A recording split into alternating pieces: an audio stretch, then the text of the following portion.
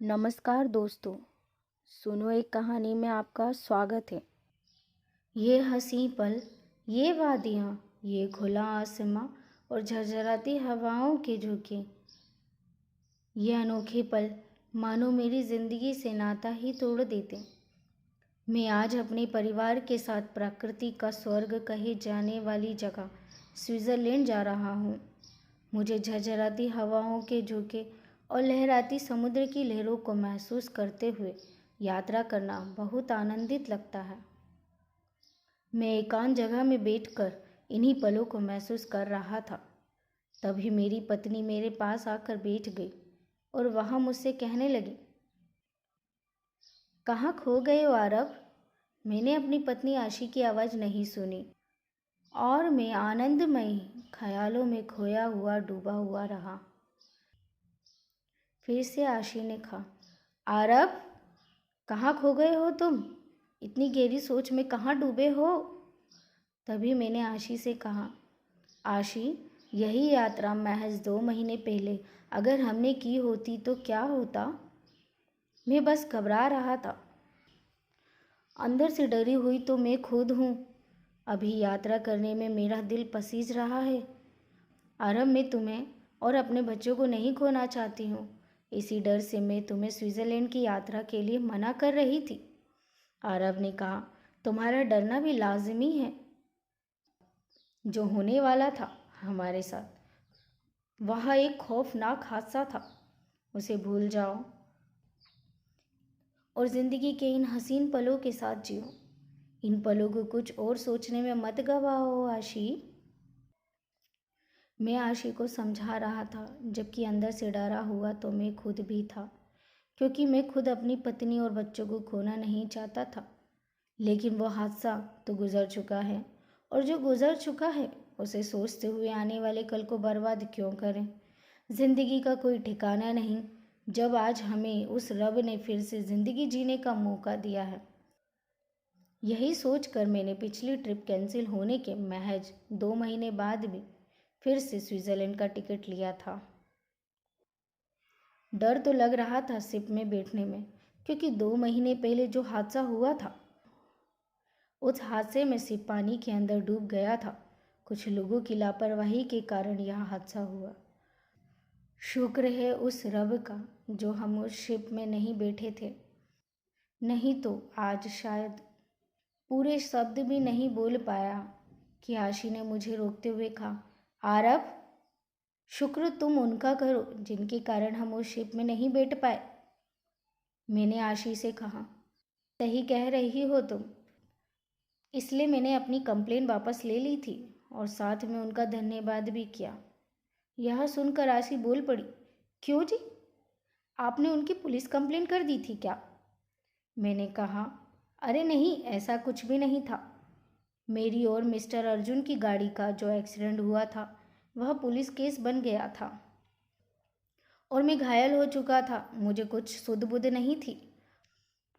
वो तो अच्छा था कि मैं आज ऑफिस से जल्दी निकलकर दादाजी के वृद्धा आश्रम गया था।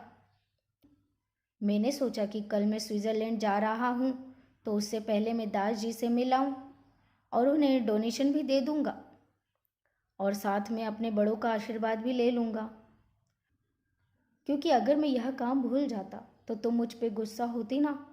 इसलिए मैं ऑफिस से जल्दी निकलकर दादाजी के वृद्धा आश्रम चला गया था।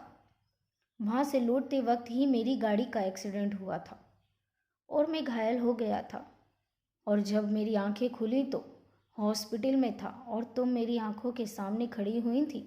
याद है तुम्हें? वृद्धा आश्रम के वृद्ध लोगों ने ही मेरी मदद की थी।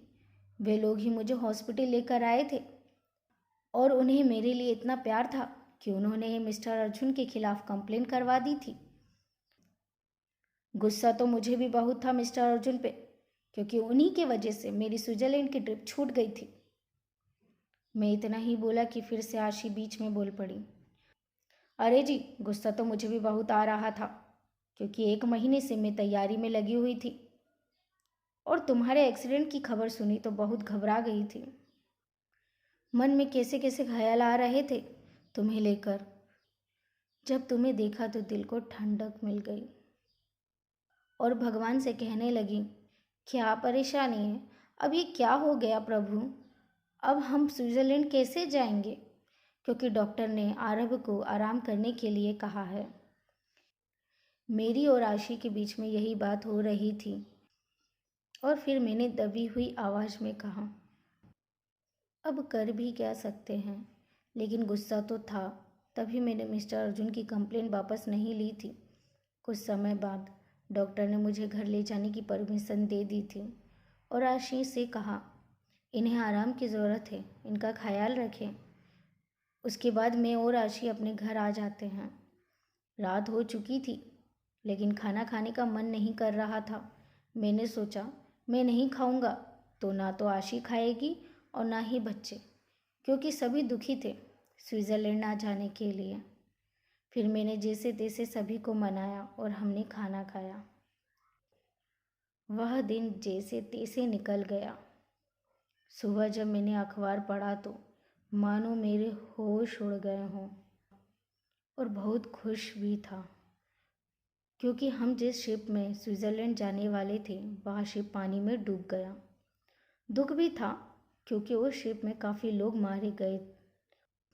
मैं और मेरा परिवार भी उसी में शामिल होता अगर मिस्टर अर्जुन और मेरी गाड़ी का एक्सीडेंट नहीं होता तो।